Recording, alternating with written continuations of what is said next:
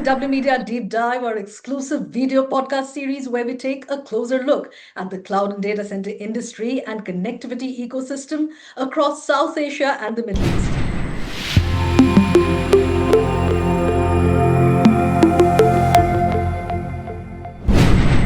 I'm your host, Deborah Grey, editor-in-chief at W.Media, and today we're taking a deep dive into the mind of one of the most charismatic data center founders and technology entrepreneurs in India. Now, I must confess, we have been trying to interview him for 3 years, and he has proved rather hard to get. But we're delighted to have him on our show today. Please put your hands together for Sridhar Pinnapureddy, founder and CEO, CtrlS Datacenters. Welcome to W.Media Deep Dive, Sridhar. Thank you. Thank you, Deborah. I didn't know that you had waited so long. I'll make sure that next time onwards, I am available and I'll make it up for you. Oh, thank you. Thank you so much. Now, before we delve into the formal podcast questions, I was wondering if you could take us through a bit of how you came to build CtrlS data centers from scratch. What was your journey as a creator of CtrlS and as a technology entrepreneur? And more importantly, how do you see your original vision aligning with India's rise as a digitally sovereign nation? Oh, wow. It's many questions combined into one. Um, Now, my journey was to the data centers was inspired by fiber, usage of fiber for bandwidth. When I see fiber going to homes and small offices across the world and the quality of bandwidth, then I could see that the IT can be run from data centers. Till then, data centers used to be only used for hosting websites or e-commerce sites. Yeah. So I said that the fiber will make sure the enterprises will use data centers, which means that continuous long-term tailwinds for the industry. And that excited me to start off this journey into data centers. That is how it became first a private hosting in data centers, then the cloud wave, then then what we see a mobile internet change the whole sector altogether, healthy growth, and now the AI is just put the whole industry on steroids, and crazy amount of growth is what we are seeing now. Yeah. India is playing I would say an important role in the sector because of its huge quantity of power, infrastructure, capabilities in building the infrastructure, availability of engineers, technical manpower required on these data centers. And naturally, it is becoming the choice of many hyperscalers and neo cloud providers for building large-scale AI factories as well. But is this something you had imagined when you started out that it's going to get this big? I didn't. I was absolutely sure it'll get big. The cloud, and I called it an enterprise data center, which kind of got transformed into cloud. That I could see. I didn't see AI coming this big. No, I don't think anybody has seen it. Yeah. It's unprecedented, and all of this sounds exciting. So now let's dive into the main discussion. Our topic today is scaling for India's ambition, how Indian data centers are poised to take on the world. And of course, CtrlS Data Centers is going to be a big part of that journey. So let's start with the big news. CtrlS Data Centers has secured a huge investment from CPP Investments. How did this come about? And more importantly, how is this going to help you realize your expansion and infrastructure development plans? Tell us everything. Yeah, we've been in touch with CPP for over 2 years before this investment finally materialized. There were a lot of back and forth in terms of how to go about it. It took a while to build confidence, I think both sides, and come up with the structure of a deal as the investment sums are involved are large. Close to a billion Canadian, or 700 million plus investment has happened. But this is only the beginning.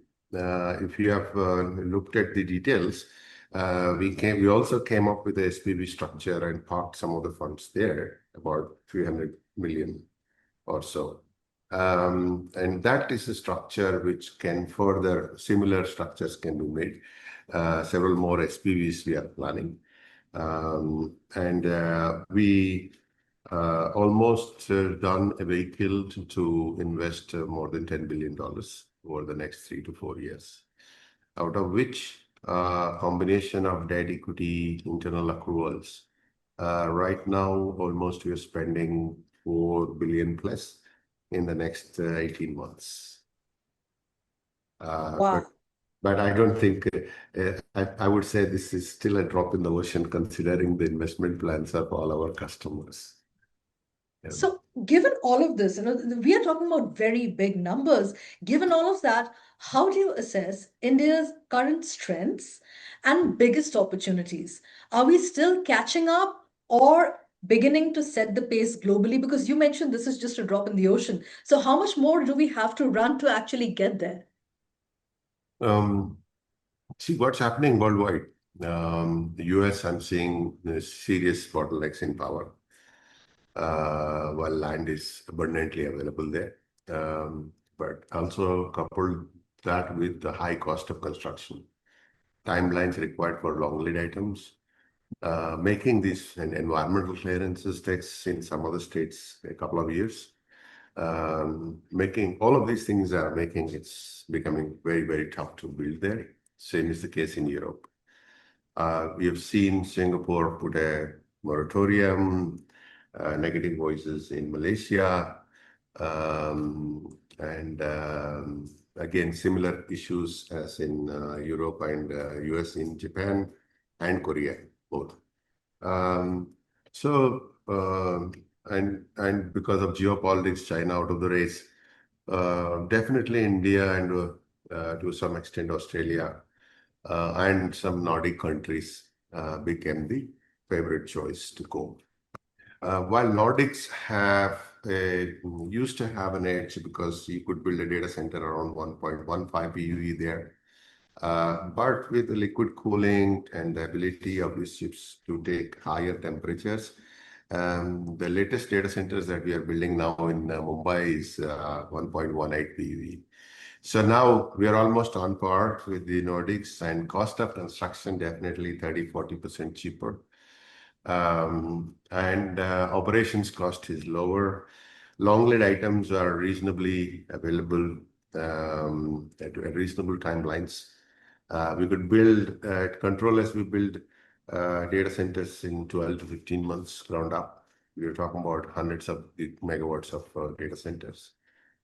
We are finishing them in 12 to 15 months because of the way that we modularize the whole the infrastructure components which goes into these data centers.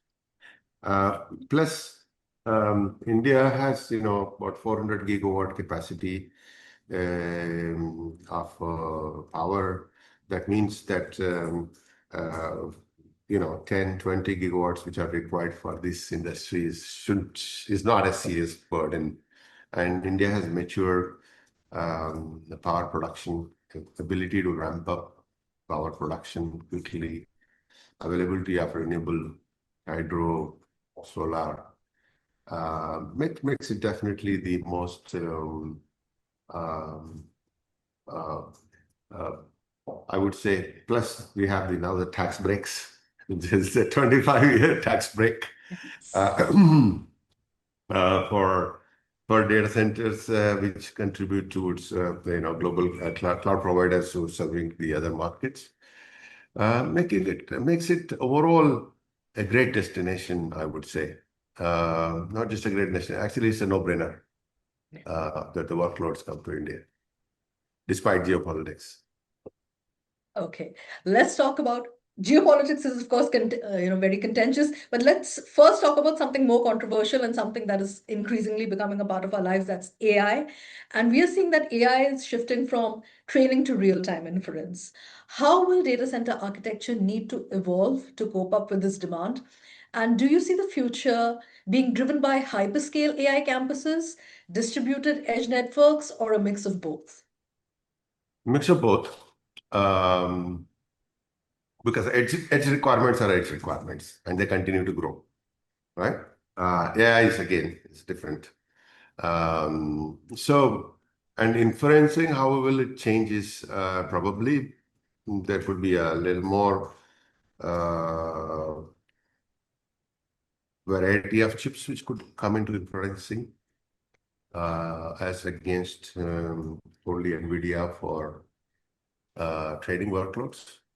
So that could change the way that we build data centers slightly. In terms of those could be a lower concentration of power per rack, etc. There could be some changes.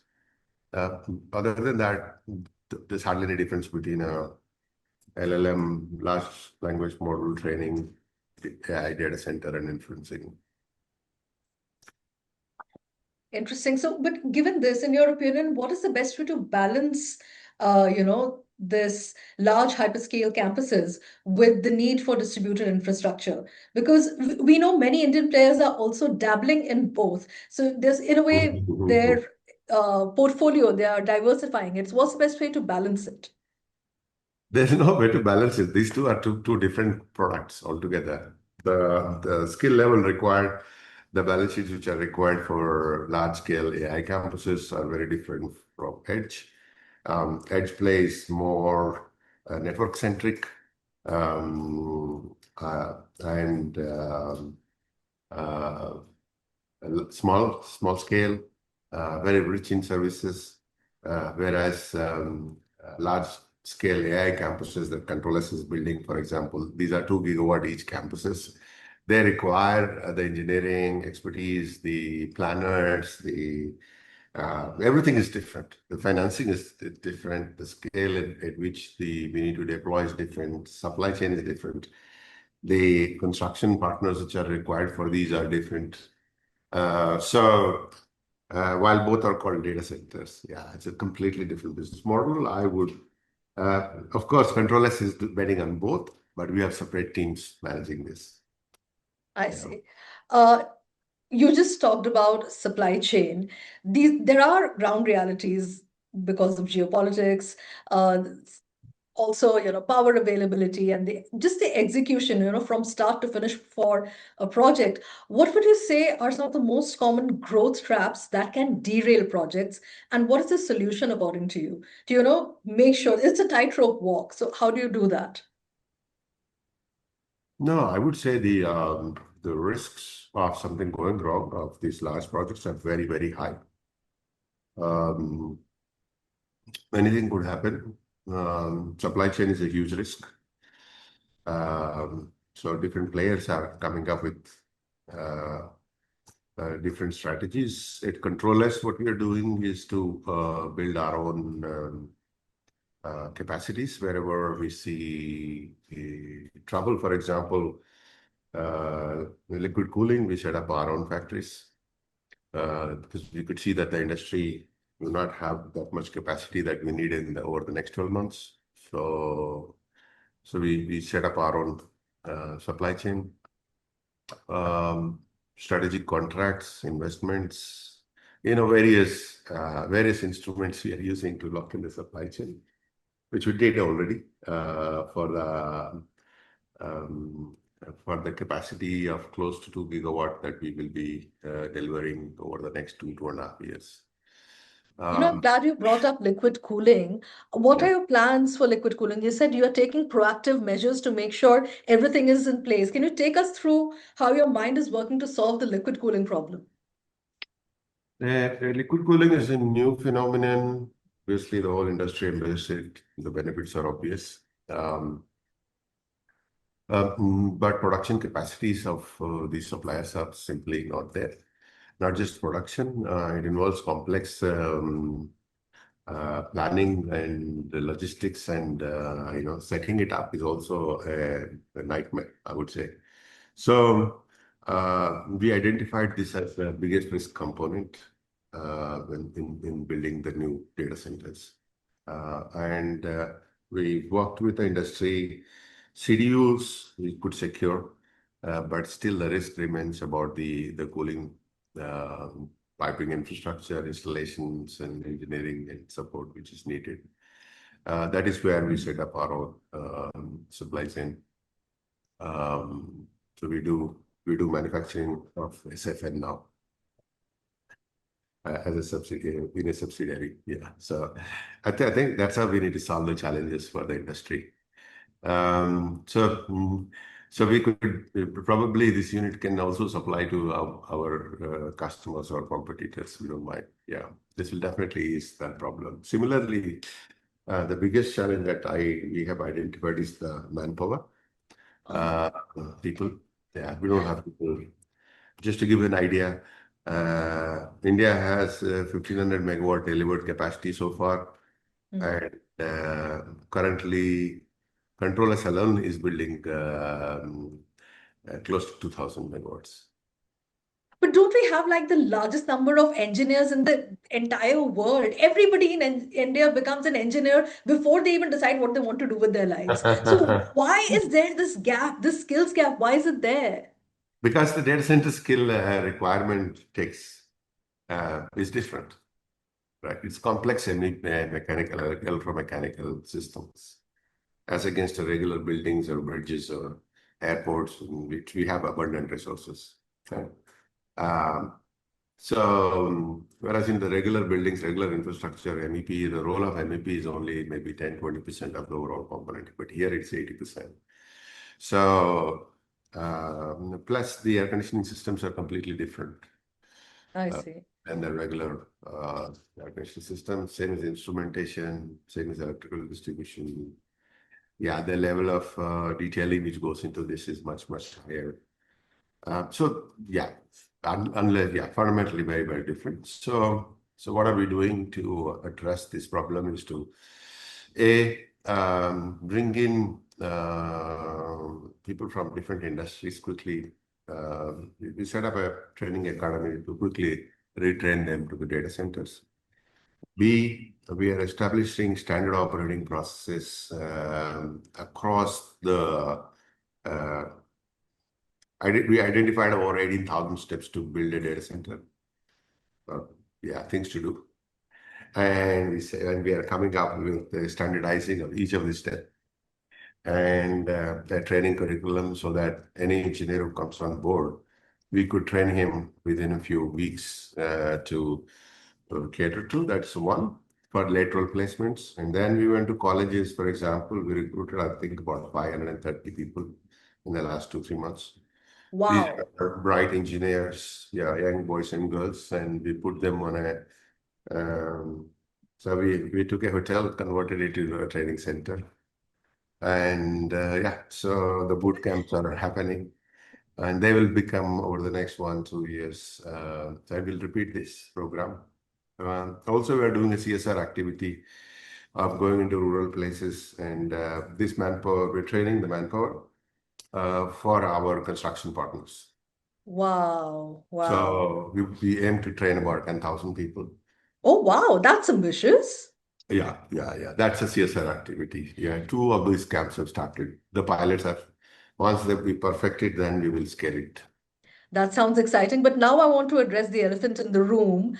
Can the global chip wars or changing trade policies throw a spanner in the works for India's data centers? How do we build an ecosystem which is resilient to these global shifts? Um, I mean, these days, it is. Without naming names, we know somebody just loves to change his mind every 10 minutes. And, the world depends on the whims and fancies of like five or six people. So, how do we become anti fragile? How do we become resilient? Unfortunately, this is the new reality that we had to live in, that the politics could change over a dinner totally, and a new paradigm could come in anytime. But we need to understand that India is a huge market.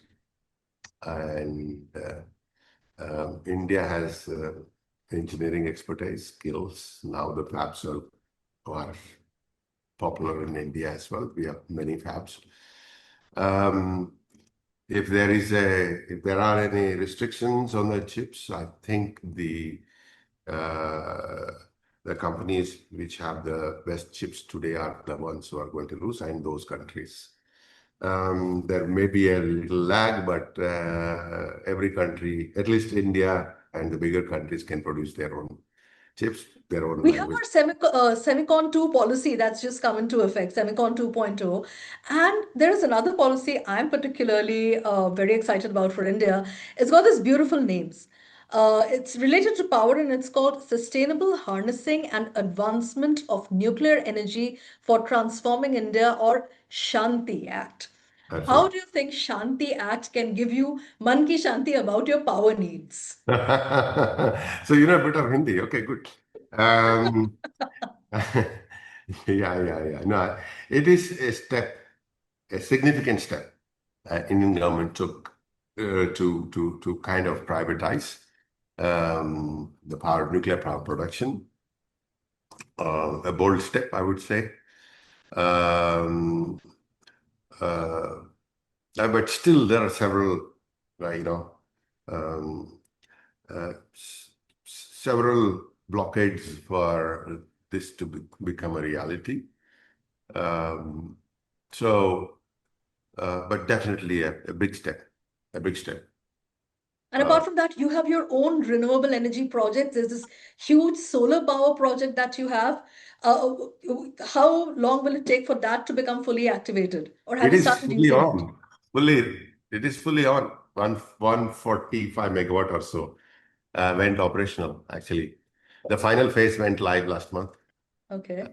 Yes. So we are the first data center company who also owns a solar power plant in this part of the world.